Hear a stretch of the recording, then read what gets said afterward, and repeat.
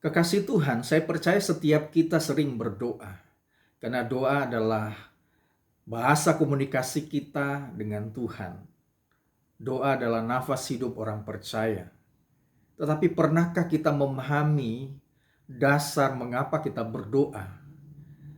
Dan bagaimana kita bisa menikmati kuasa yang besar di balik doa yang kita sampaikan kepada Tuhan. Kita akan belajar dari Yakobus 5 ayat yang ke-16b.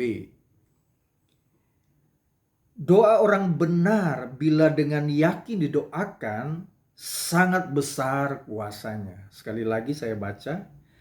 Doa orang yang benar bila dengan yakin didoakan sangat besar kuasanya. Ada 3 prinsip yang disampaikan di Yakobus 5 ayat 16b ini yang mendasari bagaimana kita bisa menikmati kuasa yang besar dalam doa yang kita lakukan.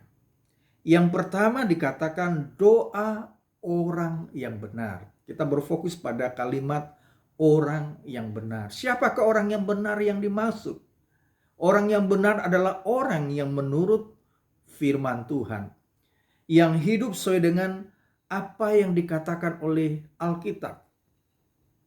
Dengan kata lain, orang yang membaca firman, merenungkannya, dan melakukannya dengan setia di dalam kehidupan kesehariannya. Orang ketika membaca, merenungkan, dan melakukan firman Tuhan, dipastikan dia akan menjauhi kejahatan.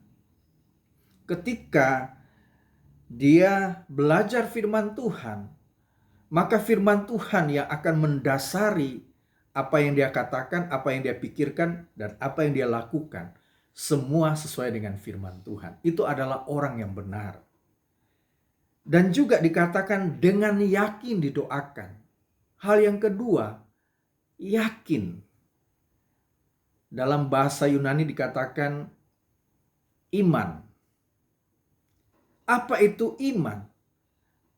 Saya sudah katakan bahwa dalam iman mencakup 3 unsur, pengakuan, penyerahan hidup, dan kesetiaan mengabdi dalam ketaatan melakukan perintah-perintahnya. Kalau 3 unsur ini kita tidak lakukan, maka kita bukan orang Kristen yang punya iman yang sejati.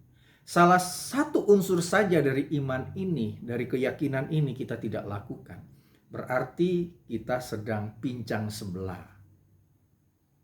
Jadi ketika kita berdoa, yang pertama didasari dengan kebenaran, yang kedua didasari dengan iman atau keyakinan yang kokoh yang terpusat pada Yesus Kristus. Yang ketiga adalah doa orang benar bila dengan yakin didoakan. Frase ini saya ringkas, kita harus setia berdoa. Jadi ada 3 hal yang mendasari. Yang pertama adalah hidup benar, sesuai dengan firman Tuhan tentunya. Yakin, bicara tentang iman yang kokoh dalam pengakuan, penyerahan hidup, dan kesetiaan mengabdi dalam ketaatan melakukan perintahnya. Yang ketiga adalah kesetiaan berdoa. Kita harus tanamkan prinsip ini. Terus setia berdoa, terus terhubung dengan Tuhan. Maka saya percaya kita akan bisa menikmati pekerjaan Allah yang luar biasa, yang maha dahsyat itu bekerja di dalam doa-doa yang kita sampaikan kepada Tuhan.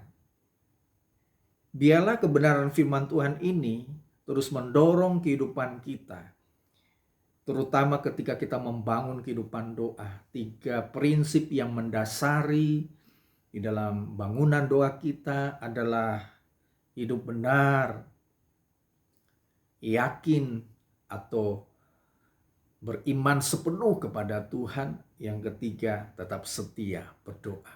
Artinya tetap terus-menerus terhubung dengan Tuhan.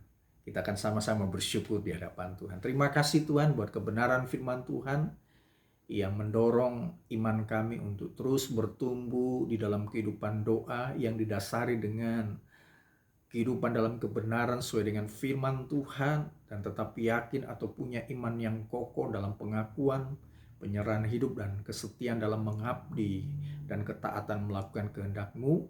Dan biarlah juga kami terus setia di dalam doa, terus terhubung dengan Tuhan. Terima kasih ya Tuhan, kami sungguh-sungguh berkomitmen untuk hal ini, karena kami percaya ketika kita mengerjakan itu, kami dapat melihat pekerjaan-pekerjaan Allah yang dahsyat, yang besar terjadi di dalam kehidupan doa kami. Dalam nama Tuhan Yesus kami berdoa dan mengucap syukur. Amin. Puji nama Tuhan. Tuhan Yesus memberkati kita sekalian.